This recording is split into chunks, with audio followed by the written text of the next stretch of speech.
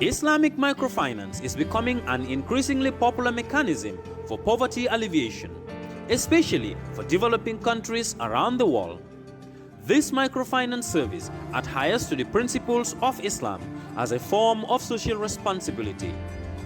Yona Islamic Microfinance is the Islamic microfinance of choice.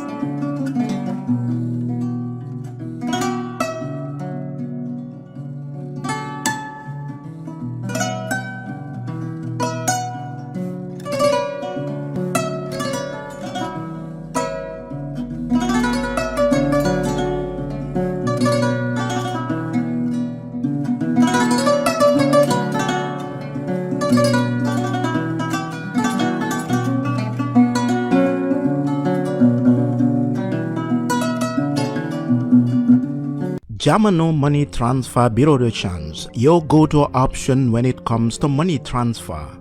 With Jamano, you can send money from anywhere in the world to your family and loved ones in the Gambia and be sure the funds will be delivered to them within the shortest time possible. For your convenience, funds sent through Jamano Money Transfer can be picked from all the banks and multiple other financial institutions, including Ajib Bank, Trust Bank, GT Bank, Mega Bank, Basic Bank, Reliance Financial Services, and Approved Services. Visit our head office at Bruceby opposite AfricMed next to Trust Bank Limited or email us at info@jamanomt.com. You can as well call us on 310-3050 or 310-3051 or yet still 733-0688. Our opening hours are 8 a.m. to 8 p.m. Monday to Saturday and 9 a.m. to 4 p.m. on Sunday. Jamano Money Transfer, your most trusted money transfer service where customer satisfaction is paramount. When you think of a simple, fast, and reliable money transfer, think Jamano Money Transfer.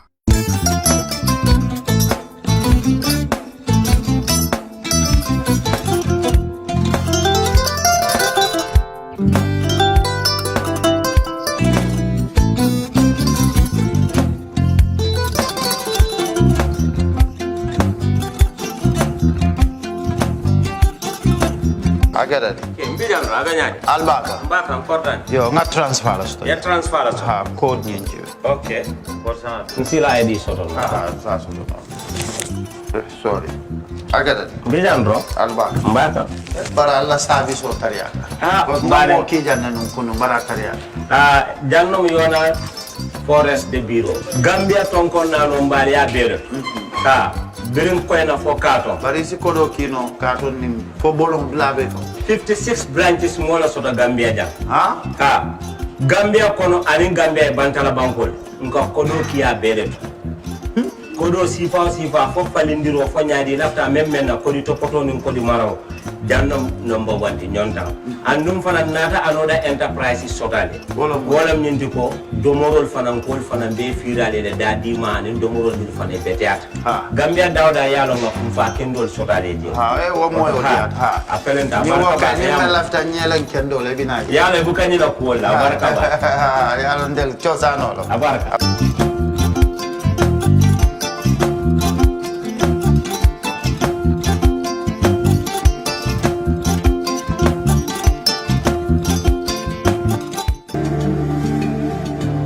Islamic microfinance is becoming an increasingly popular mechanism for poverty alleviation, especially for developing countries around the world.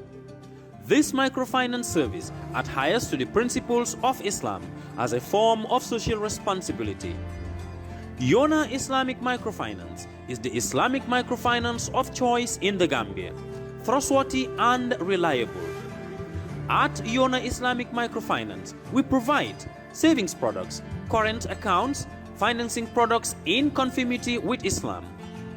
In addition, Yona Islamic Microfinance also offers local and international remittances, takaful fund, management of zakat, management of awqaf, trading and investment, and building of strategic partnerships to bring financial services to the doorstep of the poor with donor projects, madrasas, youth organizations, women groups, and farmer organizations. Make a choice with Yona Islamic Microfinance today. For more information on Yona Islamic Microfinance, call 377-2151 or 9832-151 or visit Yona head office at Tipa Garage, Bakote, or visit any Yona branch located countrywide near you.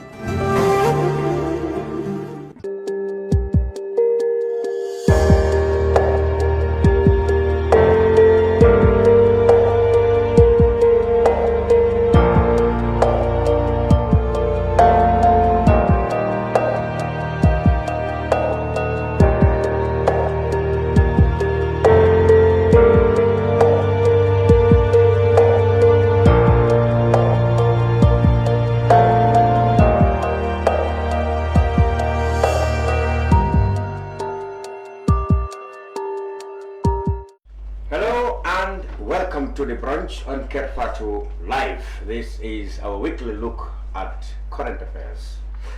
This week we will go back to the People's Progressive Party.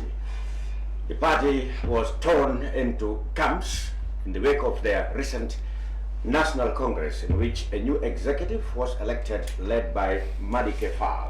But soon after, the defeated camp of Kerrfatou announced that the Electoral Commission within the PPP has nullified the election of Madike and his executive following a petition filed by candidates who contested against them.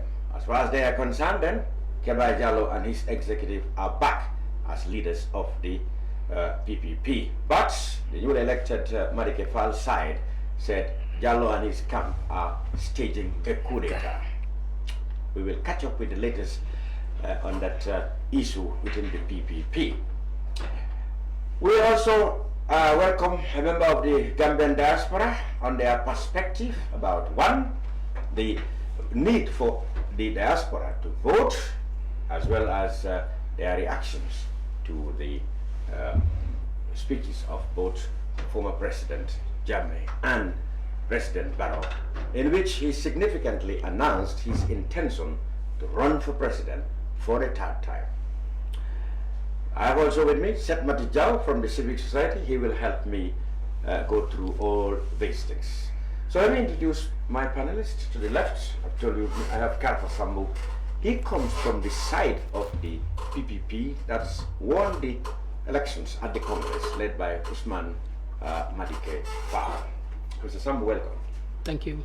Seth Mati, of course, very well known to our viewers on the program. So let me go to Sadio Gassama. He stayed in London. He's been in the United Kingdom, rather in Birmingham, I guess now. In Warsaw. Warsaw. No, Warsaw. Yeah, Warsaw is near Birmingham. Yeah. Yes, and he's been in the UK for the last 14, 15 years or so. 20 now. 20 now! Wow, that's it. and he's been following Gambian affairs and will give us the perspective of Gambian diaspora. One, on the issue of diaspora voting. Two, what is the feeling among Gambians when President Barrow said he is going to contest for the third term, as well as the rantings, if you like to call it, of former President Barrow. Sadio, welcome to the brunch. Thank you. And welcome back home. Thank you. Good. Let's move on to the PPP. Like I said in the preamble, the party that led Gambia to independence has gone into some troubles over the last couple of weeks after their national election. The second one, I guess, or maybe the third one since the 2018 one, when the party was revived after the Jammeh dictatorship, which banned the party. But like I said, soon after the elections, two camps emerged. One of them led by Usman Kerrfatou, who won the elections at the Congress. And with me in the studio is Karafa Sambou, who comes from that side. So Karafa, okay, what we understand is that your leader, Fall, was elected at the Congress, 41 to 42 votes, I guess. He won Kerrfatou. But soon after, I mean, they said the Electoral Commission that conducted that election said Mr. Fall and his people have violated, that's how they put it, violated a section of the Constitution which was adopted at a Congress, well, by delegates which they fail to obey or to observe, and by virtue of that, their election is null and void. And in so doing, they said, the Electoral Commission said, therefore those who contested against them are automatically now qualified to fill in those positions. That's what they told us. What, according to you, is exactly what happened? Thank you, Mr. Cham. Thank you, viewers, and I'm happy to be here today. To go straight to this point, Mr. Cham, look at it. Let's look at it logically. This is a Congress that the Independent Election Commission have asked political parties to do, so that to renew their mandates and set up their party structures properly. And this is what the PPP have done.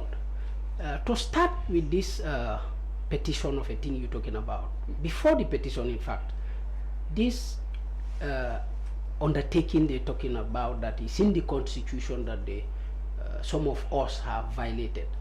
To rectify that, it is not in the Constitution.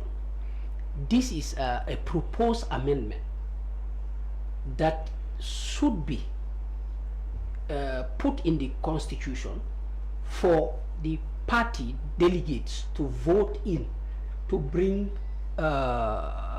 normality after Congress, because like you said, 3 consecutive times since the party was revived, we've been going through these problems after elections, after Congress. Yes. Now, the Central Committee that was led by our outgoing Secretary General Keba Jallow bring up this idea that why not we make an undertaking to help the party to not involve in such activities again. That is quarrels after elections. After elections.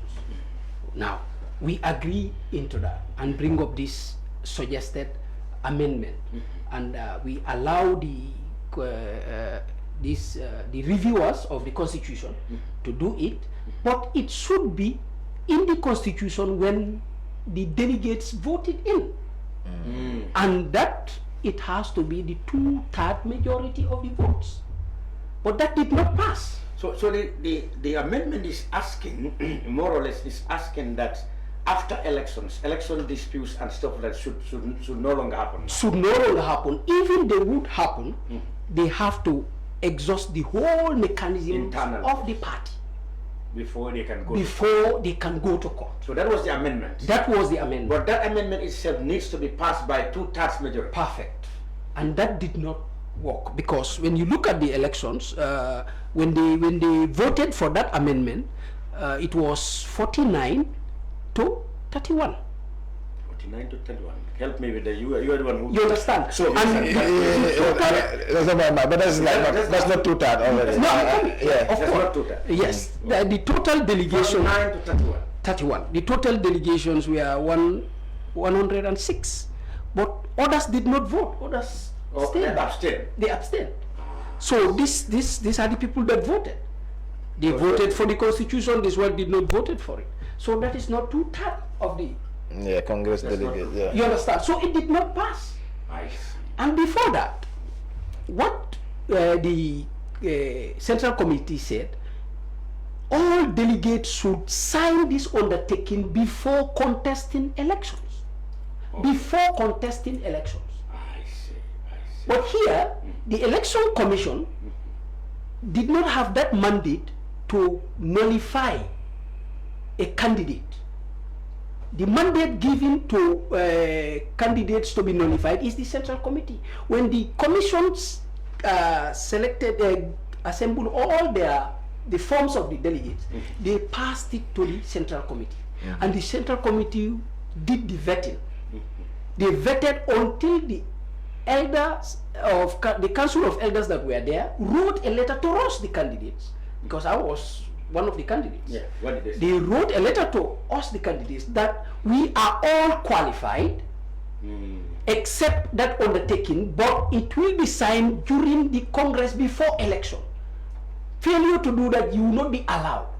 But during that election, that Congress, the Congress organizing committee did not bring any guideline to present such things there, and all of us did not sign, even Keba Jallo's camp, because there is no proof that they've signed to us there. Where we will say that no, we will not sign. There was nothing like that argument there. So, and in fact, looking at this undertaking, it's to our advantage, because we personally, I would not like to win or lose and go to court again. So what if I understand, you said one, this resolution, number one, did not pass. Here is okay, did not pass. Thank you. And even if it had passed, yes, it was going to be brought to the election, Congress, before election, for everyone to sign. To qualify you to be a candidate. Before you can qualify, you have to sign. Thank you. But it was not brought on the election day. In fact, there was no guideline. There wasn't no guideline. That itself was not there. IEC were there, they witnessed all this. That thing was not displayed there. So you don't even know who signed and who did not sign? Absolutely not. But after the election, they said you people did not sign. After the elections, in fact, they all accepted this victory. They even, Kigabajalo even congratulated our Secretary General. So from there, they went and tried to find loopholes to be able to bring this kind of talk. It's a shame for me. In fact, I'm even ashamed to be here today. So according to you, number one, the amendment that should be signed was not even passed. Absolutely. By 2/3 majority. Not at all. And then, in fact, it was not even brought into the election hall. Perfect. For anybody to sign. For others to sign and others refusing to sign. Yeah, where okay, there was no occasion where others signed and others said no, we are not going to sign. Not at all. I see. Not at all. Because if that happened, I mean, you would have known from the beginning who those who signed and who didn't sign. Thank you. And you didn't see the other side signing. Because that is what the Council of Elders said. It will be brought at the Congress, where we all should sign before the election. And nothing like that was displayed. So the document was not even brought to the hall for anybody to sign. There are records. And for people to know who signed and who did not sign. There are video records all over. So after the election, now the electoral commission will come back to say, Mr. X, you did not sign. In fact, if you will allow me in that area, the election commission, these petitioners should not even petition us. They should petition the election commissions. In every election, Mr. Cham, you know, there are rules where the election commission should be responsible of organizing rules that will guide all candidates. The process, yeah. Failure to do that, who should you blame? Are you going to blame the candidates or the commission? The commission. So they should petition the commission and take the commission to court. Now the commission, maybe they want to. Where did they submit the petition? They submitted the petition to the election commission, and the commission forwarded this petition to us. Personally, when they did that to me, I replied to them. I said, well, I'll be waiting for a meeting with you people. From there, I didn't hear anything. There we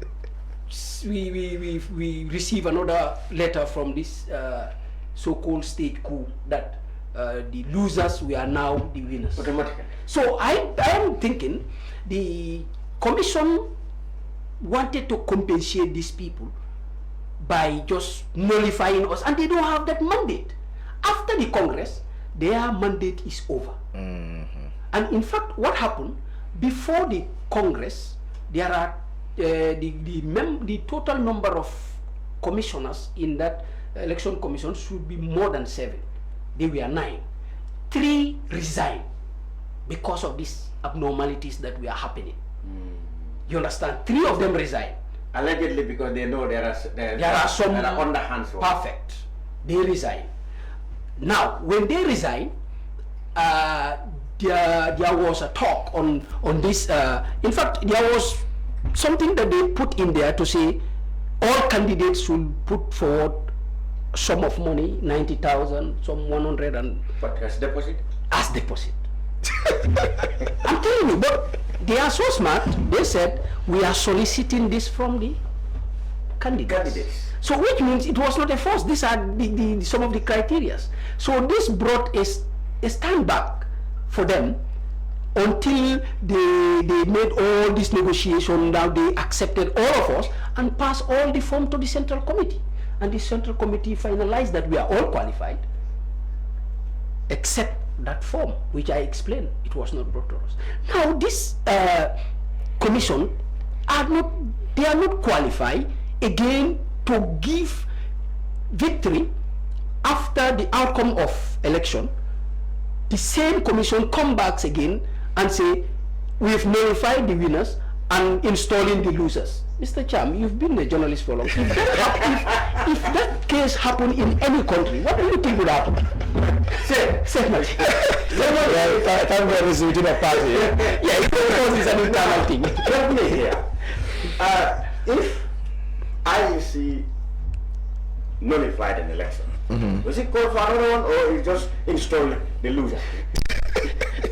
Normally, what was even if I don't even know in that instance, because even IEC, it's a different side. I remember. No, it's the same. I remember in Malawi when the election was notified, they called for fresh election. Of course. Which the opposition won. They didn't say those who lose. The one for Joseph Wanda. It's not like a football match where if So yes, you look. Oh no, this one is interesting. But I mean, I've been following the conversation. But like he said, I mean, for many people, it seems like every PPP Congress, people are expecting that something else will come out of it. Yeah. And this one, the expectation was perhaps it will be different, because everything initially it went very smoothly. Yeah. New guys were set up, and suddenly we saw a U-turn. And then you start looking at the reasons here and there. And today is, I'm hearing from one side, but I know Karafa. And I think at this point I said twice I invited the other side. Last week and this week, I invited them twice to come, but they didn't come. Yeah. And so, our contention is that these people did not sign that resolution. But this guy is telling you that that resolution was not even passed. And even if they had passed, it should have been brought into the hall, and it was in there for anybody to sign, and for us to know this one signed, exactly. Didn't sign. So after everybody went, then they come and said, these people have signed, you didn't sign. Yeah, I mean, so the issue is like, I see that they are, on invisible hands behind the scene trying to change a democratic process within a political party, and this is also the problems that we find quite often in some political parties, where some individuals, especially after Congress, Congress is everybody. Congress is all the people that own the party that comes there, and then they decide, everybody accept. So even if you are, even if you were cheated, at least at some point you have to give, time or process for that to follow. Yes.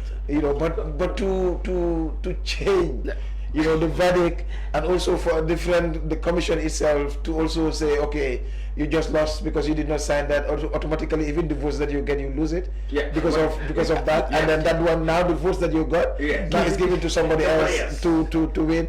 That doesn't really make sense, and I don't think it has anything to an internal party democratic process was taking place, and now others are trying to mess with that. For me, that's how I see it with this. Exactly. I mean, even without listening to him, but just following up, every year, PPP, Congress, Tuma, before that, 2018, Bakari Dabo and Papanjai claimed that, Papanjai, OJ's side, that was OJ was very well in the background, he so rest in peace, that they recruited illegitimate stakeholders and make them delegates. That's what was Bakari's contention. He went to court, and then Mbakmaras. Then Tumanjai in 2020 or 22. Yeah, Tumanjai in Berkamaba. Also a court. Yeah, also he marched out and said the election process was not free and fair.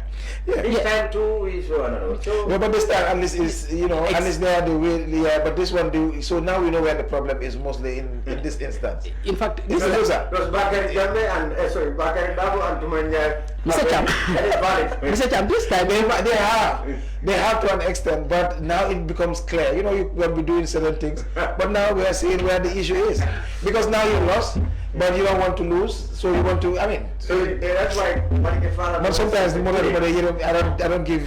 But so in the civil side, Gasamal, what do you think is so all this? I'm sorry about Mr. Sambou, but it does look like the PPP. With all the impeccable record we said Jawara recorded under the PPP, is it not a shame or something that for a party like that to be in this kind of mess?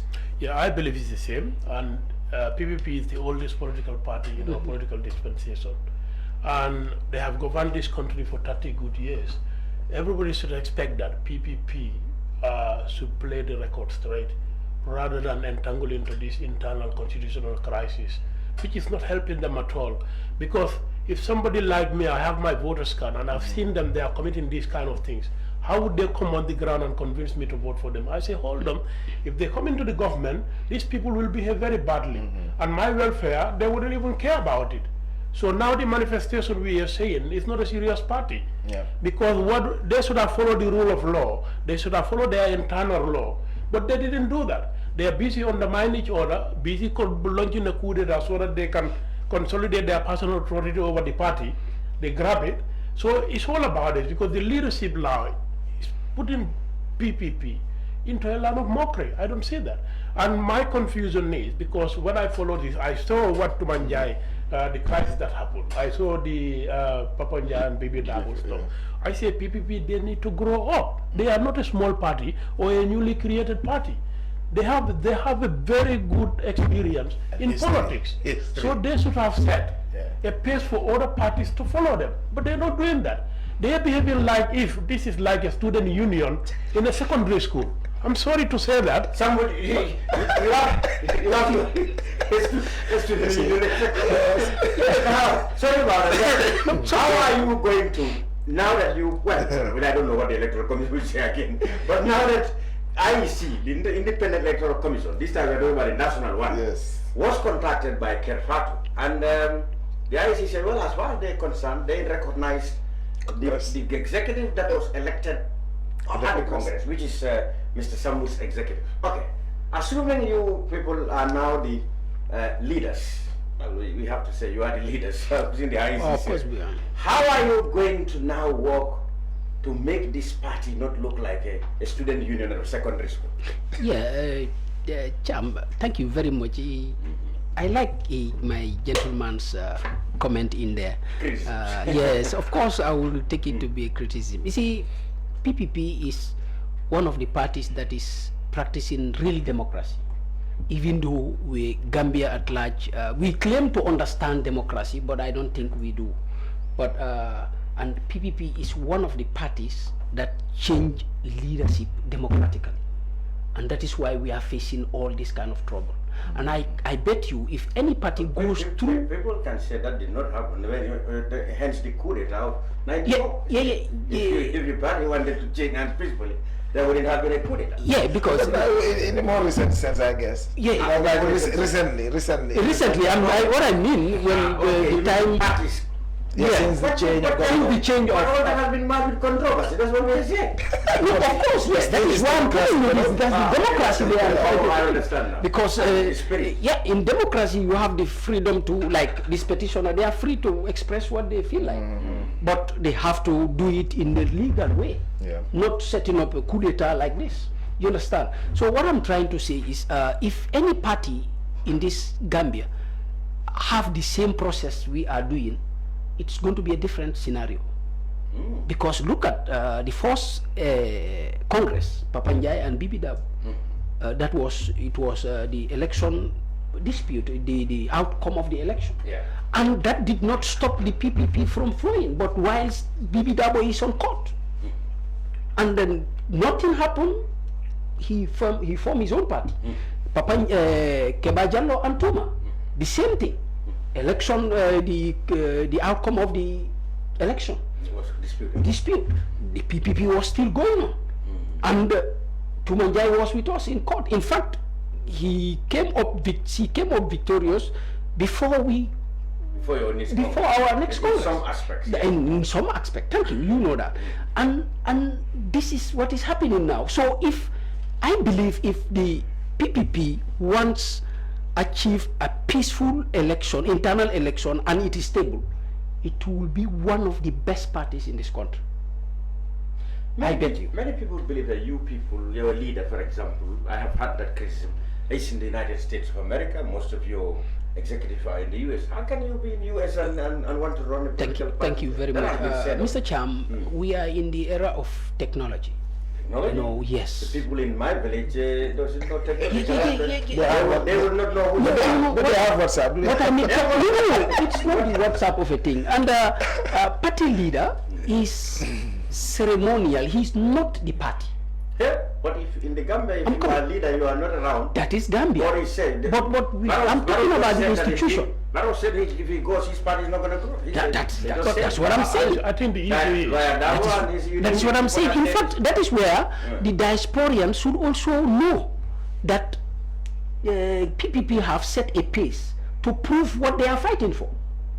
You know, people think that people think that the diasporians are out there. The only thing they can do is to give money, and that's all. And come and cause confusion. And come and cause confusion. Now we've proved to them that you can be out there and do something better. And there's nothing stopping them. And nothing stopping them. I'm betting all of you here. If things stabilize, you will see. In fact, what we are doing right now, I know you will come to that. What we are doing right now has never happened within the PPP. Yes, the activities we are involved in has never happened. You were in province last week. What were you doing? Perfect. We had locally called Kulio. We had somebody that took one of our acting chairman, regional chairman, as a father. So the whole group that Women Kafu wanted to just join PPP direct. In fact, they sponsored themselves. They provided food, t-shirts, everything. We spent no dime there. We only took a gift for them. So you understand. So we went there and met them. It was it has never happened within the PPP. I also understand that you guys are trying to attract, let's say, sons and grandchildren of prominent members of the party. That is exactly true. Lamin, PPP, we all agree here. Wouldn't that give you a picture of, trying to, be exclusive instead of being inclusive? No, we are not attracting. In fact, they are the one coming. It is their party.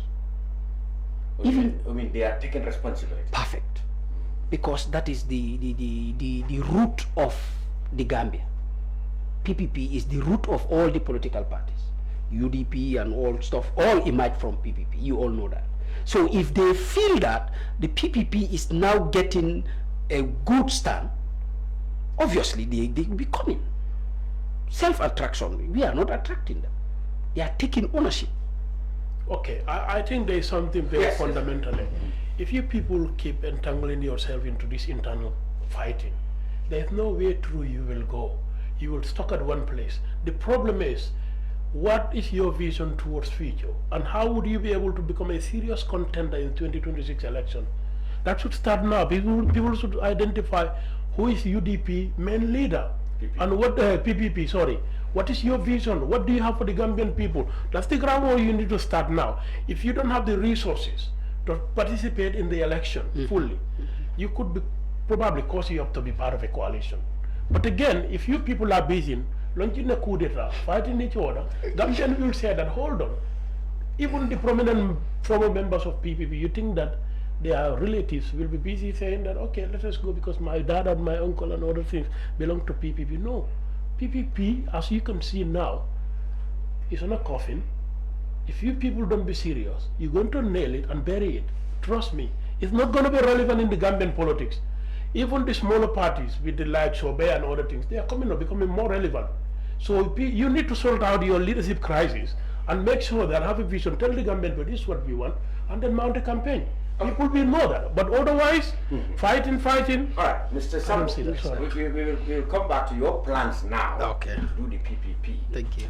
Okay, since we have all had our say on the PPP, we'll come back to you and say that. Now, you have had what Barrow said not long ago in an interview with QTV. He said he had considered not to contest in 2026, but his party people feel that he should go ahead, otherwise the party is too young. The party may risk the survival of the party may be problematic if he leaves now. It's too soon. Well, his critics said now he didn't bother about the country now, he bothered about his party. That if he really truly considered to go, he shouldn't have to think about his party's interest, but the national interest. Jawara did similar things in December 1991 in Mansakonko at the PPP Congress. He announced that he intends to go. Everybody cried, some cried wolf, others cried genuinely, said he should stay. And we know what happened. Now, what do you make of Barrow's statement? Yeah, thank you, Mr. Cham. I think I might not delve into the internal affairs of the NPP per se, but Barrow's statement, if I will use our governing body, that is the Constitution, is did the Constitution allow him to contest? Yes, if the Constitution allow him to contest, he's free to speak whatever he wants to say. He can say that I own this party, if I leave this party, let this party die, but it depends on the people of his party, the NPP. If they feel like if Barrow goes, there will be no, the party will be stabilized. Therefore, why not we maintain him as far as the Constitution, the governing body of the country, allows him to go? So I don't have an issue in that area. But if the Constitution said no, he's not qualified to stand, I tell you, PPP will be one of the people that will come forward, like our Honorable OJ, peace be with him. That's what he used to say. If PPP, if it were PPP to die for Gambia to go, I will kill PPP. That's what he used to say. So the Constitution at the moment doesn't have any provision that will legally block him from going. Yeah, but you are not worried that the principle and standards that everybody envisaged in ECOWAS, in sub-region, for good governance, for stability of nations, political stability of nations, and morally, 2-term limits is what is the standard all over. You are not worried that Barrow, is not trying to not to use the word not worried. I'm a Gambian. Of course I should be worried, but looking at it, this is Gambia at large. We should all know the moral aspect and go into that ballot box and prove our morality and our love for the country. But we are the same people that will go and vote for him there. And we will be the same people sitting in this same platform and say he's not qualified, he's 2-term limit. But bet you if I was the one sitting down there, I would have even gone for more than 2 terms. Oh, you. What I'm trying to say is it's us the Gambians should understand and prove that democratically on the ballot box. So I take your point that, if Barrow may have constitutional right to contest, if he doesn't see the moral lesson, perfect, and doesn't want to take the moral route, so it depends on the Gambian people, perfect, to teach him a lesson, wonderful, or to approve him to go. Here you go. Say, you know, the PPP man, you say in somewhere that's my view. Exactly. But for me the point is like this should not surprise us in the first place. I mean, it was 3 years, 5 years that it was given another extra thing. And all those things will continue to happen. But the bigger question that we need to ask ourselves is our 1997 constitution. How far have we gone with constitutionalism, with the reform? Good. Both the 2020 draft and this 2024 draft, they talk about presidential term limit. Everybody here, you ask, we want presidential term limit. But, wanting and getting what you want is a different stuff, I guess. Because you have to go for it, you have to take action, you have to look at that. And I hear the debate on the principle, morality, and all those things, which is fine, which is part of it, which is what we should advocate for. And even the self-perpetuating rule from the 2016, this was the conversation. But what happened along the process? Now all you are saying is all politicians are trying to fix themselves ahead 2026, and now it will be more on the moral question. But what morality, whose morality are we talking about? Absolutely. And this is what, so at the end of the day now, what we have is like the law is saying this, and when the law speaks, everybody should, people can free. And anything that he has to do, it is going to be on himself. But how can we prevent him from contesting now? that his party now, that you're supposed to, these people are fighting over who's supposed to take over the party, but this other party are united and say that this one, because at some point also we need to also understand how parties works and function. Perfect. Tomorrow too, there are other people that are saying UDP leader should not stand, but if the party bring him, who am I to say that he should not stand? Some people are accusing of age and all those different stuff. So we need to also, for me, at some point, I say, political parties, yes, you exist, but you're supposed to exist for our collective interest, but you also have a, niche, things that you have a responsibility, or, you have your own area where you also need to function. And that's why all these different internal, I like it that way, so that some of these things that are supposed to get to us in society is kind of controlled within those parties. That's why we are setting up all this different stuff. But today at the national level, we are talking about presidential election. We can do academic debates here, he should have a principle, he should have that, but for me, we are having 1997 constitution. How many times have I come to your show and talk about a new constitution? And what are we talking about now? Reject or approve? So what is the debate? But what he conclude, for me, that's also where my conclusion is. Everybody, the president has the right to go for another term, but I also have my vote. Perfect. My vote, whether to give him that term or not. To give him that term or not. Yeah. So the issue is on me. It's not again on what he wants. I took that route and regretted it. Yeah. It's for me as a civil society, it's the only way I can. I cannot come here. It's a morality. He has to do this. He has to do that. I have to base my discussion on the reality, and the reality is our 1997 constitution. But that same 1997 constitution empowered him, but it also empowers all of us. And voting is one way to confirm, and so people can decide that if that term or term limit is so important to them, they don't need a law to tell them that. No way. They are the ones that can do yes. Yeah. In fact, it can be one term. Exactly. They can even be divorced. They can't even make it one term. At some point, it's talking about the future. It's difficult because it's a transition. You don't know whether even it's a transition again. So everything is confused right now within the political phase. And even this constitution that we are looking now, the minute Barrow mentioned tap, for me, even that conversation is overtaken now because of that. Now everything is 2026. Yes. So the issue for me that let's manage our expectation. Perfect. It was 3 years first, then 5, then 10. Okay. Yeah, let's meet at the ballot box. Guess what? Yes. How do people in the diaspora think? You are the people who caused confusion. They said. Well, obviously. What do you make of his statement? Well, for me, when it comes to Barrow, I'm not here to set a moral standard for anybody, because I expect to conform to the society norms and value, and then according to the rule of law.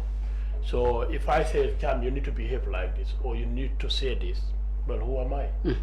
For Barrow, his first promise was 3 years, and then he reneged on that promise. He went on. Barrow stood on television on site, Danga wa wahe. Eka kumofole, you said, and then you get campaign what you said, this thing. So if I am a voter here, do you think I'll vote for Barrow? No, because I have seen Barrow saying that he's not going to, he contemplate not contesting for the third term. I don't believe in that story, because you know the reason why. If he wanted genuinely, seriously, wanted to relinquish that power, he need not to go and then start it to the media. He can just choose within the NPP candidate and say, look, listen, I want to stop here. You people find a replacement for me, and then we move on. But there was a case that happened in this country where I think was a journalist that accused, that said Barrow wanted to hand over the country to Mohammed Jah. Allegedly. So that guy was taken to court. To me, my understanding, that was something that they were internally working on, but it was leaked. Now Barrow busy building his presidential retirement over there. He wants to sit in the Gambia after the presidency, which is fine, obviously enjoy the presidential immunity and stuff. But why are you taking a journalist for revealing what they believe is an authentic story to court? Why? If it is not true. I believe that Barrow is not genuinely enough to do that, because if you want to bring in Mohammed Jah to take over the country, it's simple, the constitution is there, sack your vice president, Prophet Mohammed Jah to be your vice president, resign and hand over the country to him. No, but even then he cannot rule, he has to go out in 90 days. That's what I'm saying. That's what I'm saying. Put Mohammed Jah, he has his media and his money, that 90 days, he know what to do. But the thing is, the position of the party is that that's not true. Well, Mohammed Jah is number one, not a party not a member of the party. We don't Number know. two, he Barrow never discussed with anybody. No, that's what they will say. Well, We don't know the internal rule of NPP. NPP barely have a rule. We don't even know. It's owned by one person who directs and then give everything. But the problem in the Gambia is politicians are good in trying to sway our mind out of the bigger picture. This country, Let me say that again. this country is going through a crisis, through an endemic corruption in this country that we are not talking about. This country is sinking. One Pakistani saw me. He said, "Where are you from?" I said, "Gambia." He Googled Gambia and saw Gambia on the map. He said, "What are you doing here?" I said, "What do you mean? This small country, the population, this, you should have been a paradise by now." Cham, my heart was bleeding. And I know why he's talking about that. He said the country is small, should not be difficult to develop. But look at Barrow, the people surrounding Barrow, we know that it happens. Politicians, the group surrounding them, it happens to Algerian former President Abdul Aziz Bouteflika. He was sitting in a wheelchair, an old man who barely speak.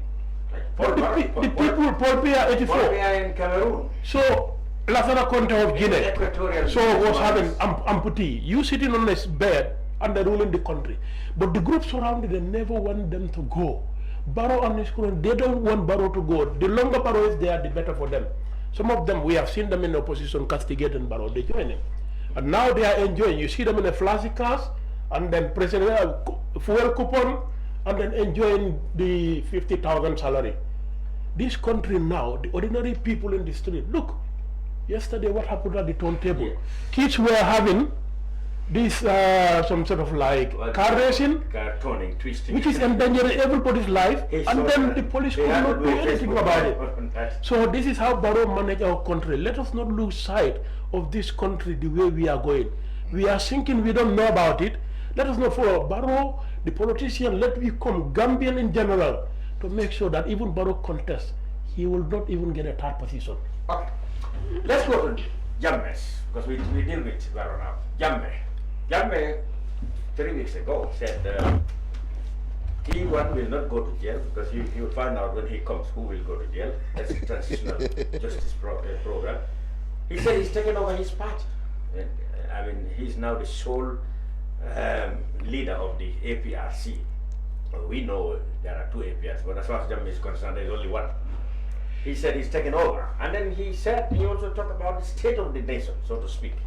He said all of us are suffering, and I mean, things that we took for granted under his regime are now problems, you know, to achieve. What do you make of it? Well, for me, Jammeh has been in exile. This is something that he has done to many Gambians, refused them to come back into their country. Even the dead bodies, the corpse, you say you're not going to be buried here. Yes. Jammeh did that.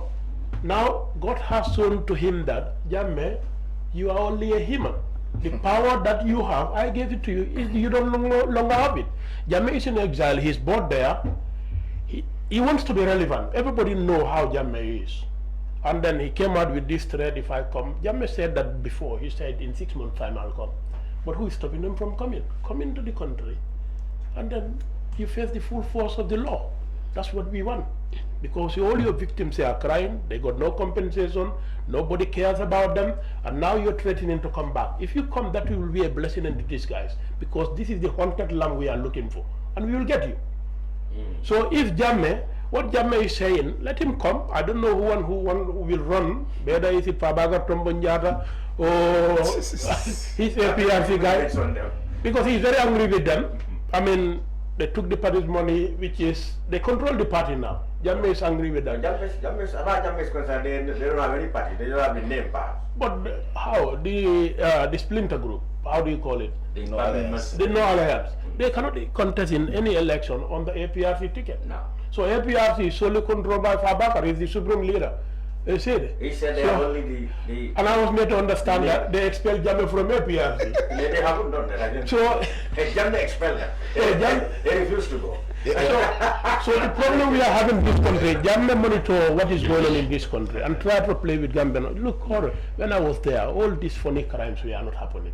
Although the bigger crimes were happening, himself was committing some of those things. Yeah. But this petty crime whereby, now go to many homes in this particular area, people have a security door try to lock, even they are inside.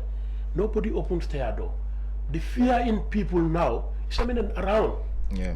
Barrow doesn't care about our security. So Jammeh saw.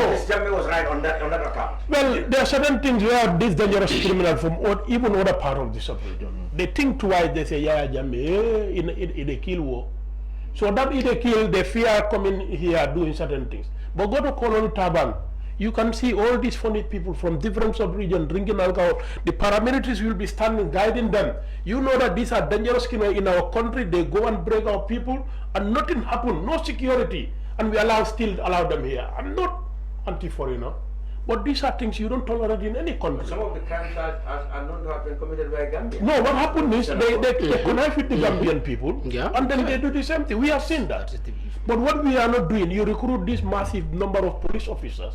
All what they do is to sit in the traffic of some of them in the police station, which is now outdated, send them into patrol, into the street, to make sure that every corner in this country, they are present there. I saw police patrol cars. But it's not enough. I've seen them. It's not enough. But now you see Gambia, the other time, they break a bank in a broad day. They attack a bank in broad day. And there should be a force that should be on a standby to make sure that they rapidly respond to those kind of things. This country, we are at a mercy of these people. So Jammeh saw these things and said, yes, still I can feel relevant, and then capitalize on this. So to the Gambian people, when I was there, even though it wasn't like this, but again, people were fearful of me, of committing certain crime. So therefore, let me just play with their mindset and then make Barrow irrelevant. But the question is, will Jammeh ever come back to the Gambia? I very much doubt it. Even Barrow is gone. Said Mati is the president. Jammeh will not come to the Gambia. Because nobody will provide or guarantee Jammeh security. He knows that. That's my take. Thank you. Mr. Sambou of the PPP, what do you make of Jammeh? You dealt with Barrow. What about Jammeh? Yeah, I will, Mr. Cham, I will still work with our governing body. You see, what I mean, like Seth Mati said, this the old constitution. Jammeh left this country in a format, not so. He's coming back. It doesn't mean that he will not come back. If he's coming back also with a format. And what I mean, if he comes back, he must go through the legal way of all what he was accused of. And it is us, the Gambians, who decide if we want him free or not. So I'm not going to be here to say that Jammeh will never come back. No. If he wants to come back, it's us, the Gambians, that will possibility. That's where I'm coming in. The possibilities of Gambia coming back, is Jammeh coming back, is us, the Gambians, that should agree for Jammeh to come so that he will be proven wrong or right or tried. But within us, honestly, I'm sorry to use this word, this hypocritical thing is happening. That is why a lot of us are thinking that no. Before we know, we try. He has to come. But like he said in his speech, you heard him. He said, if he comes here, we will see who will go to jail. Let him come and we prove he is not coming to fight us. So what I'm trying to put here in a simple sense is, Jammeh knows that Barrow has bring a freedom of speech in this country. If it was Jammeh's time or another dictator in this country, such message will not even be. Nobody that will be playing that audio, I will be arrested and killed. Not so. But Barrow's time, that freedom of speech. I remember when we were at the Daily Observer, when Jawara left, we always transcribe Jawara interviews, and whenever we do that, Jammeh will come for you people. No, he wouldn't come at the time. They were not so rude in there. He would say, "Hari Jawara Toto na isasa." They used to do that. Jammeh himself said, "Jawara remember for isasa. Hari Jawara Toto na isasa." Today we are right. We are doing our job. You know, the politician always change. Yes. The politician always change. Yes. That time, Jammeh himself used to say, "You see, Hari Jawara Toto na isasa." But Now, I think not total and that's so we don't take. We have this is the same. This is politician who always takes. Simple as that. So you see, even now, people will say, you know, you people are the one who give Jammeh relevance. Yeah. Why are you reporting what Jammeh said? And you know when Jawara was, or then Jammeh was not comfortable in us writing about. Yeah, that's so true. politicians always change. You know, Lamin, okay, before. Yeah, what the coming to his speech concerning the state of the country, no, he is right.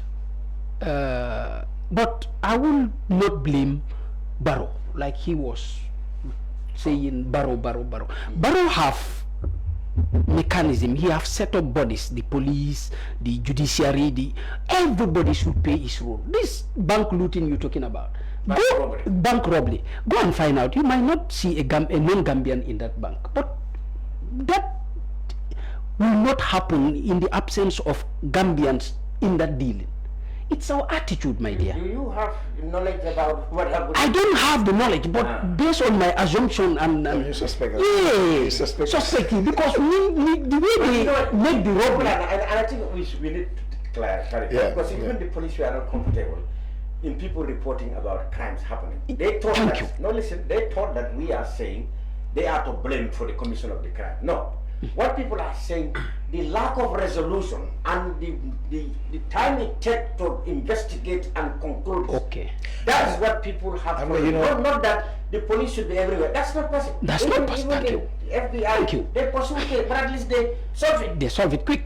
Yeah, we had a guy who's been, maimed in London, school guy, 3 years ago. Up to now, nobody knows what happened to him. Even somebody who people assume, might have witnessed, the killers fleeing, got killed and dumped into the well. So that's the only thing what people might think. Why would they kill somebody and then kill another person? It could only have been the person who have met the people trying to flee and then said, let's eliminate evidence. But even now, police have not solved that. So it is not a problem of blaming the police for the commission of crimes. Well, but then of course, when crimes happen, at least, the time it takes for people to come, for them to solve. And then they will say, okay, there are no facilities here, cars are not here, forensic exams, all those are things like that. So that's what people are talking about, not that the police fail to prevent the crime. It's not all crimes that they can prevent. No. They can only be deterrents in some cases. And then apprehend quickly. But then when the people sometimes but like recently I saw the police, they're doing what they call the community policing. So here when we talk about policing also, we just focus on those that are at the uniform. Those that are wearing the uniform, so we expect that they're the ones that should do all that. You're talking about a case. How do you investigate a case if you don't have anybody that come forward to talk about certain things? Exactly. Forensic, all those different stuff, but also the nature of crime. And I've been trying to look at this because there've been a lot of murders that have been reported. And the interesting thing, when I used to work for one as a news manager. West African Network for Peace Building. They have what they call a national early warning system.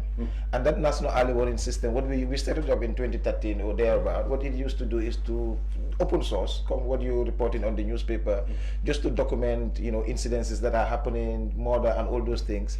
And the time that I was here on the Jammeh, most of the things, because of it was the environment.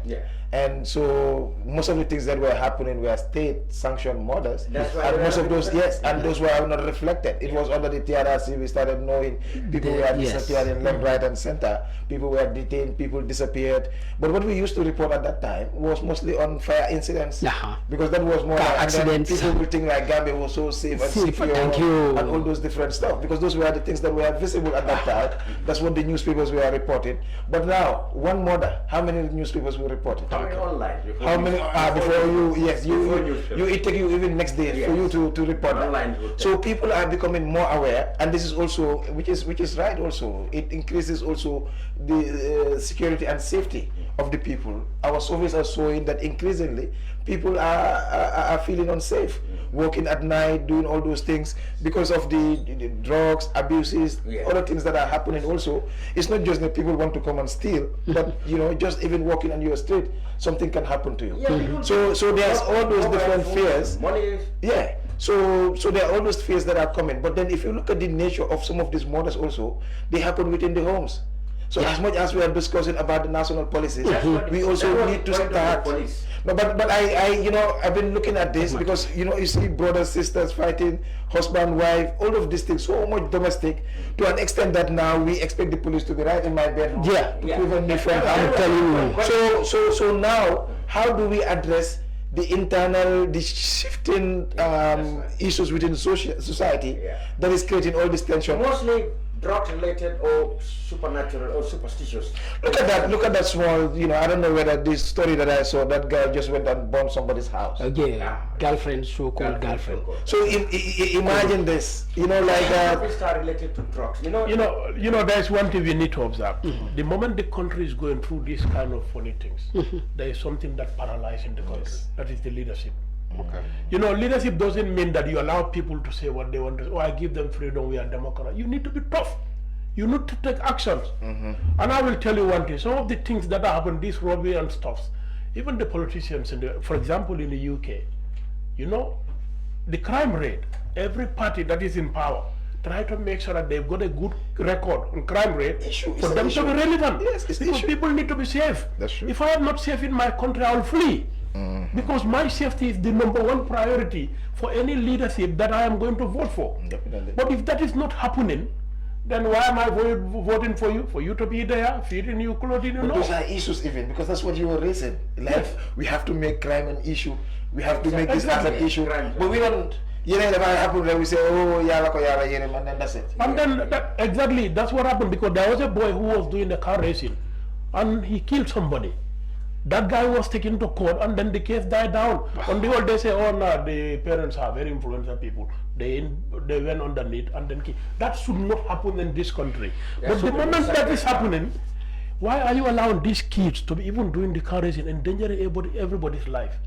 So there is a weakening in our leadership here. Barrow, to be honest, when he came, he said he doesn't have the capacity, the knowledge, the ability to run this country. He confessed. But we allow him. The moment he went deeper, he said, on the whole, there is total freedom here where everything is done for you ready-made. But Lamincham, can I ask the gentleman a question? Is it Barrow that should run the country or the setup? Okay, I can answer that. I voted for Barrow. In some way, if you vote for Barrow, he should be accountable to every Gambian. My security, if, for example, my healthcare failed, and now I am going to blame Barrow, I say, Barrow, to what extent, what amount of investment do you do in my healthcare to make sure that I get a better healthcare? My education, the same thing. My security, the same thing. I did not vote for Lamin Cham because even I did not vote for any of these opposition because they are not controlling my resources. But you, the one controlling my resources, if there are lapses or failures, I will come and then tell you what happened. You need to explain it to me. But they are not. So everything comes down to Barrow's head. I see this point. Okay. You naturally expect government to ensure security. Yes. And that is, of course, by deploying all the means you have, the police, making them available, yes. Intelligence and everything, and then apprehension of criminals and preventing crimes. Yes, that's naturally the duty of the state to provide that. And of course, the head of state definitely carries the burden. It's naturally said. But what we're trying to say here is that, like we said about the police recent concern, is that people are blaming them unnecessarily, unfairly. That is one. Most of the crimes, we reported 4 homicides in 72 hours. Okay, they are homicides. You cannot dispute that people died. Yeah. But they are trying to say that the circumstances they died are mostly domestic crimes, for which you can't blame directly the failure of the police. I said, well, that's true. But you cannot dispute that people are scared because these things are happening. Yeah. And 2, people's worry is perhaps what happened after the crimes have been committed. How much effectively have the cases been investigated and criminals apprehended? That's people's worry. But like he said, it's true. The nature of the crimes so that they happen, and the police couldn't have prevented it because they couldn't be everywhere. We accept that. We all accept that. But it's true that security is a concern, and it is a responsibility of the state. Lamy, you know here also, because I'm sometimes when I speak I might look biased towards the security institutions. Because I've been in the security sector, we've been working, hearing some of the issues, but usually in this country we just focus on security. But what the major issue is safety. Okay. even fire service, there are issues. You know, those are issues that are there, and this is causing havoc. Look at this market. What was it? Not Sandika. Birkama. You know, I told you in the 2013, those were the things, because these are human security issues. Yes. And because the conversation is now, how do we move from this state-centered security, start investing in human security? And in human security here, we are talking about the individuals now. Maybe it's too much academic concepts that we are doing, but it means like, how do we translate security into the individual, you know, so that they are, political context, safety, feeling safe. Like, that is a feeling. It's about dignity as well, that everybody must have that feeling that, oh, they are safe in their own country. Like me, I know so many things are happening in this country, but I'm never scared in this country. But the minute I step outside of this country, I lose my sense of, like, my body cannot control it. I'm always in a haste to get back to Gambia. That's home for you. You know, yeah. So there's that. So this is also about a feeling. There are people, you know, that you have to close the door, like he mentioned. You know, like those things are there. So, but at the end of the day, we also need to understand that our society is also transitioning.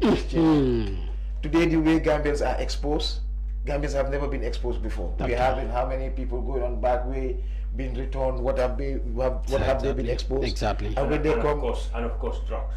Yes, and people are also so consumer based. Like, we want to have everything, and today. Competition. So that is also there, and you know. Yeah. So at some point, if you want to do that, and you want to, you know, these are the things that the responsibility of parents within the households. How do we discuss with the kids? It's not the role of the state, because sometimes all of us we have these things, but the bigger problem is our society is changing. But whether do we understand that the changes that are happening within our society is also a good issue to look at. Right, gentlemen, drugs was our last topic. Not long ago, the Drug Law Enforcement Agency reported the biggest seizure of this tablet they call pills of ecstasy. That tablet that people use as a back way to get drunk and high. They said the biggest in the sub-region. Now, isn't it not actually true that some of these cases we're talking about, these unruly behaviors of the youth, emanates from consumption of this kind of drugs? What should we do to prevent our borders, you know, rather to protect our borders from these what seemingly look like? In fact, I had to caution one drug law enforcement agency one day at a ceremony. I said, you know what, the way you people are reporting these things, you better wait until you have a big or significant catch. But every day you come out and we said, you are painting a bad picture of our country. I mean, every day the lick most said we caught somebody from every day. So now if you expect, and they share this with the newspapers and online papers, if you expect us to carry this every day, we are telling Gambia, we are telling people outside of Gambia, so we better wait until you, at least you know that, yeah, you have really had a big catch, then we can know, yeah, this one is serious. But every day you come with, but the last one, the biggest in West Africa, what should we do? And the interesting thing is they said that they were bringing the super traffic light, meaning they've already passed the air. Oh, yeah, was it a shovel? Was it a strategy? I think what I read on the paper is that they were surveilled. But I think, I mean, so this problem, we cannot just address it as Gambia alone. I mean, of course, we are, you know, especially within the West Africa, you know, the coastline. It's not only Gambia that it is affecting, especially with the cocaine and all that. But it also requires that, with all that partnership. But internally, you know, he's from the medical and all those things. We need to do certain investments. We need to, maybe currently the debate is on the law. What do we need to do with the law? Why do we, why is it that, when people do this and other people do that, is a different, different punishment. So we have so many questions that we need to discuss in this country, but eventually, what we need to do, especially for our young one, is to do the investments. How do we do investments? Is that from the family, from the schools, from the wider society? Because society needs to create those space. And Gambia, before it was 300, at independence, the other day I was talking about population size. It is growing people are coming, and sometimes we have that feeling, even on the Jame, we thought like outsiders we are coming and killing our people here, until we realize that it was our own people. So there are things that we need to look internally, and it's not like, and these are not political issues. These are, you know, they can make it political questions, but they are also life and death issues that we need to also look at. Very quickly, Nationa, about drugs. Yeah, I think the government have a lot of work to do in terms of that. You know, at the border, every country's border should be your concern, what comes in and out. And I have crossed into Senegal, and I have seen what happened. And even at the airport workers, some of them, either they connive with them, or they are just negligent, that's it. Drug will go out of Gambia, and it will go inside Gambia. So now, if you are at the border, what you can see, some of these securities will be sitting there with the custom officers, brewing attire, and then the vehicle come and pass it. They say, hey, garage, pass. You don't know what is inside that vehicle. So this is like a syndicate, whereby your country is open. Any Tom, Dick, and Harry can come in with anything, and that's why Gambia is very easy to come with drugs here. If you want, you can be a billionaire by bringing drugs. They wouldn't be aware. Or they say, hey, Cham, just don't worry. At night, they will just take it to the ladder and go. They cannot do a proper searching of what you have. And you go to other countries. If you are a Gambian going into Senegal, look at how those custom officers interrogate you. They search every box. Why are we not doing that? Because we are just negligent. We just neglect our country. We don't care. Yeah. The problem is our leadership. I said that. If I were the president in this country, I will make sure that this security will not be only internal alone, but our border will be secure. That's why I like Trump. He said our border is our concern. And he's right in that. Because if you allow all those dangerous things to come into your country is in a mess. Our young people, now what we can see, they are just idle. They have access to this. When they have access to this, they will consume it, and they become a dangerous criminal. They connive with those other criminals and then cause havoc on us. Now, when I was going to high school, we have something like President International Award Scheme. It's still around. It's another name now. Okay, it's only a name now. It's another name. It's another name. Yes. How do they call it? It's the same. President's International Award. Yeah, it's an international award. Yes. With the Golden Awards. Exactly. Yeah. So you see, the guy who initiated it was the former the husband of the Queen of England, Prince Philip. At that time, he told the young people, when during holidays they are free, they have idle mind, they wouldn't be able to do certain things. But he initiated this. You can learn skill and interest. You went into community experience. You engage the community expedition. Yeah. So with these things, Gambia has done very well on the Jawara and then even on the Jammeh. The IOGT, International Organization for Good Templars. Yes. That was discouraging the use of AIDS. Exactly. IOGT. So Jammeh, with all his Jammeh, and then he has done very well on the with the President Award Scheme. Because I remember in 1997, we were the gold awardees. We went to State House. And then he hosted 23 countries. All presidents. 23 countries from the sub-region came, and we have representatives from Canada and the UK and Australia. They witnessed that award in ceremony. That was the big major event on the Jammeh's rule at those early days. So that's the time he donated also 2 pickups and then with some millions. Because he has seen that. I mean, President Award Scheme, we had about 100 and something participants that we awarded. Now, when we are engaged during holidays, what we do, schools, community, we just go do this expedition. We do quite a lot of things. Gunjur, Sanyang, Tujereng, and then walking. And then when that we do it Friday, Saturday, and then Sunday we come back. But you see that period, we go and engage the communities and find out what is the community. Voluntary service. Central says secondary school in Cardiff. You know the assembly ground they have, that concrete. We built it at a cost of only 4,000. When the contractor charged them, how much? 60,000. You know when was those things? 1997. Yeah, and still we. So this is the relevant. Very strong. International scheme, but why are we not engaging the young people to be productive life? Because there are so many youth schemes whereby you can tell, look, concentrated on schools, communities, support the youth service scheme, and then make sure. Is youth, what we are doing is youth through youth work.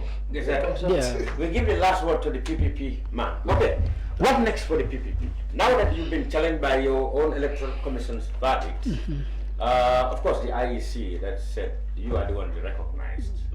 What do you think the way forward? Are you going to initiate a program where you will reach out to these people and now bury the hatchet, with or without that resolution or amendment of yours? Yeah, thank you, Mr. Cham. I think IEC have done their best, and they've played their refereeing position very well with us, and it is us that are in their books as the present executive. Well, actually, it's a rumor that I heard when the other camp went there.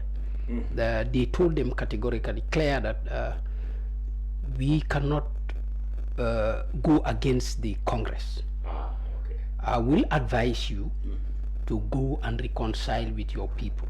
Wow. And we will try to call the incoming Secretary General to open ways for you to reconcile. And that is what we will start with, because the present Secretary General have constituted a board of trustees that is not yet inaugurated. It will be inaugurated on this Sunday, this Friday in Birkama. That is the 66th birthday of the PPP. You are invited officially, all of you. I would love to see both of you there and your media to come. So that is the first thing that we will work with. Actually, yes. Actually, I will not call it a problem or a fight, because we all know what they are fighting for does not hold water. Yeah, the petition does not hold water, so it's not a fight. It's just a trying chance, right? Thank you. They are trying chance. So yeah, of course we call it a coup d'etat. So yeah, that is what Secretary General will be working on first, to reconcile with the outgoing Secretary General, to respect the moral aspect of PPP and the Gambia at large. And secondly, we would like to fulfill the requirement of the IEC, as far as a party is concerned, as far as political parties are concerned. Oh, you still haven't ticked all the boxes. I bet you, no party has already. Maybe UDP, maybe. No, even the MPP. Okay, I don't know. What are these requirements you said? Of course, having regional offices, okay, you know, and but all those have regional offices. Yes, but yeah. NPP has regional offices. Well, having a small house there and then say the NPP are big. They just had I'm not saying good. I'm not saying a party. All parties did not have it. I'm just trying to say this is what we will do. Yeah. So we will not be like having a room there and say we have an office there. No, we will make sure. They want to invest money. You want to check all the boxes requirement first. Okay, and then be satisfied with this independent body, that is the IEC, and then from there we will work on our structures, like the gentleman said there. If we did not make our house in order, it will be difficult for people like him to come back to his father's party, I believe. Not my party. NCP. Of course. NCP came from. Thank you so much. So much. Thank you very much. Thank you very much. So this is what we are into, and we have a lot of programs that I don't want to reveal now because I'm not authorized to. Are you going to contest every election? Very good, thank you. A very good question. Our Secretary General have said it. As far as we are a political party, we will contest all elections. All elections. Wow. But the endorsement of that contest will be in the hands of the PPP, that's the National Executive Committee. They should endorse every candidate from council to presidency. Oh, but so that is his stand. That so we Mr. Farr will have his name in the box. Maybe, but that one also has a procedure. Yeah, you cannot just be a presidential candidate in our party anyhow like that. You have to go through some processes, through and all that. So of course we will prove that. So Secretary Generalship does not mean that you automatically will be the flag bearer. Like nobody used to be that. Nobody challenged him. I don't think anybody. Yeah, because it's the party that agrees for him to do it. So it might happen also. Yeah, I'm not trying to say that here that he will be our flag bearer. possibly Sehmati might have the interest. With your politics. What about your position on alliances? As far as we know, Keba Jallo had a loose alliance because at some point he had misgivings about the alliance. For example, he refused for the NPP not to say don't contest here. He didn't want that. Personally, he had a misunderstanding with them about that. Personally, so are you going to go to the alliance with the NPP as Keba Jallo did? Well, that is alliances. It's a big thing. It's not one person who decides.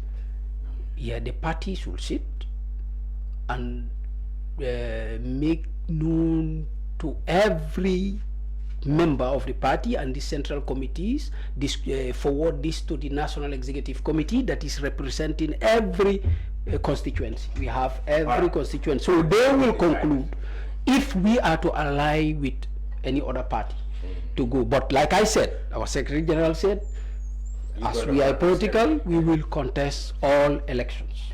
Okay. Thank you. That's Karafa Sambou, a member of the executive of the PPP. Well, I don't know whether I should now say PPP and stop their way faction. I don't know what's fair. No, it's PPP. No.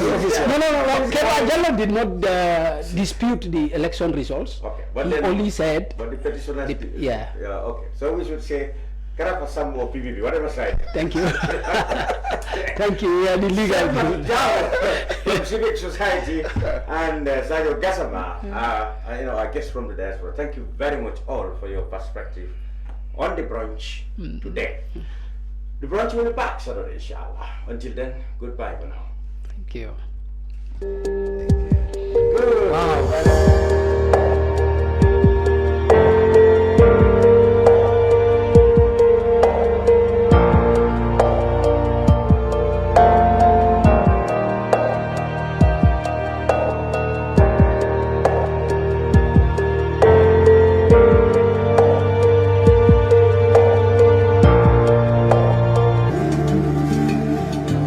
Islamic microfinance is becoming an increasingly popular mechanism for poverty alleviation, especially for developing countries around the world.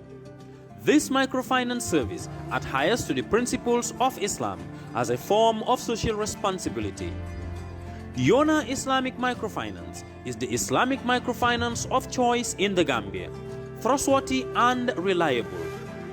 At Yona Islamic Microfinance, we provide savings products, current accounts, financing products in conformity with Islam. In addition, Yona Islamic Microfinance also offers local and international remittances, takaful fund, management of zakat, management of awqaf, trading and investment, and building of strategic partnerships to bring financial services to the doorstep of the poor with donor projects, madrasas, youth organizations, women groups, and farmer organizations. Make a choice with Yona Islamic Microfinance today. For more information on Yona Islamic Microfinance, call 377-2151 or 9832-151 or visit Yona head office at Tipa Garage, Bakote, or visit any Yona branch located countrywide near you. Jamano Money Transfer Bureau de Change, your go-to option when it comes to money transfer. With Jamano, you can send money from anywhere in the world to your family and loved ones in the Gambia and be sure the funds will be delivered to them within the shortest time possible. For your convenience, funds sent through Jamano Money Transfer can be picked from all the banks and multiple other financial institutions, including Ajib Bank, Trust Bank, GT Bank, Mega Bank, Basic Bank, Reliance Financial Services, and Approved Services. Visit our head office at Bruceby opposite AfricMed next to Trust Bank Limited or email us at info@jamanomt.com. You can as well call us on 310-3050 or 310-3051 or yet still 733-0688. Our opening hours are 8 a.m. to 8 p.m. Monday to Saturday and 9 a.m. to 4 p.m. on Sunday. Jamano Money Transfer, your most trusted money transfer service where customer satisfaction is paramount. When you think of a simple, fast, and reliable money transfer, think Jamano Money Transfer.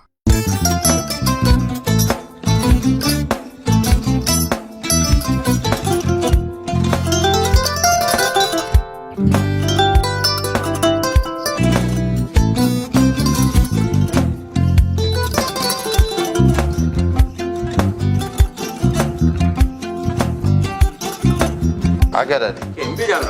Albaka. Mbaka important. Yo, nga transfer la sto. Ya transfer la sto. Ha, code nyinji. Okay. What's that? Nsila ID soto. That's sorry. I get it. Bijan bro. Albaka. Mbaka. Bara alla service o tariaka. Mbare ki janna nun kunu bara tariaka. Jannom yona forest de bureau. Gambia tonkon na no mbari ya bere. Birim koyna fo katon. Bari si kodo kino katon ni fo bolong blabe to. 56 branches mola sota Gambia jam. Ha? Gambia kono anin Gambia bantala bankol. Nka kodo kiya bere to. Kodo sifa fo falindiro fo nyaadi lafta memmen na kodi to poto nin kodi maraw. Jannam number 1 ti nyonta. Andum fana nata anoda enterprise sotale. Wala nyindi ko domorol fana kol fana be firale de dadi manin domorol ni fana beteat. Gambia dawda yalo ngam fa kendol sotale je. Wo moy o diat ha. Apelenta ni wo ka ni lafta nyelen kendol e bina. Yalo bukani la ko la baraka ba. Yalo ndel chosano lo. Abaraka.